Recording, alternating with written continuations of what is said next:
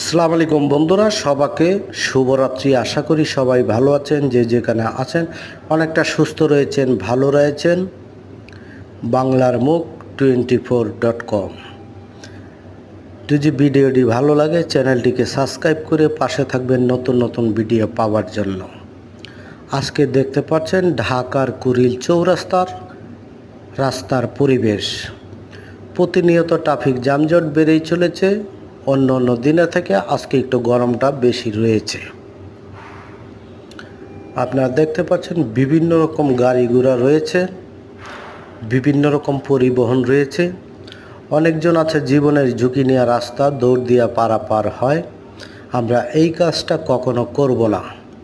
কারণ হচ্ছে যে 10 মিনিটের কাজে থেকে আপনার জীবনের মূল্য রয়েছে অনেকটা বেশি। তাই আমরা ফুটওভার ব্রিজ ব্যবহার করব, রাস্তা দৌড় দিয়ে পারাপার হব না।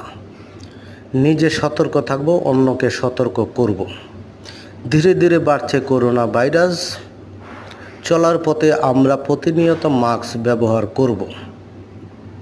আপনারা দেখতে পাচ্ছেন 64টা জেলার গাড়ি যেই রাস্তা দিয়ে প্রবেশ করে সেই রাস্তার মুখোমুখি আমি দাঁড়িয়ে রয়েছি। আপনারা দেখতে পাচ্ছেন প্রচুর পরিমাণে গাড়ি ঘোড়া রয়েছে, প্রচুর পরিমাণে ট্রাফিক যানজট রয়েছে।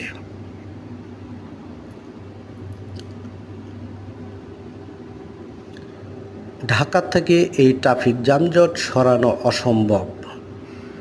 কারণ হচ্ছে পাতাল ট্রেন না হওয়া পর্যন্ত এই ট্রাফিক যানজট কমবে না। কারণ প্রতিদিন জনসংখ্যা বাড়ছে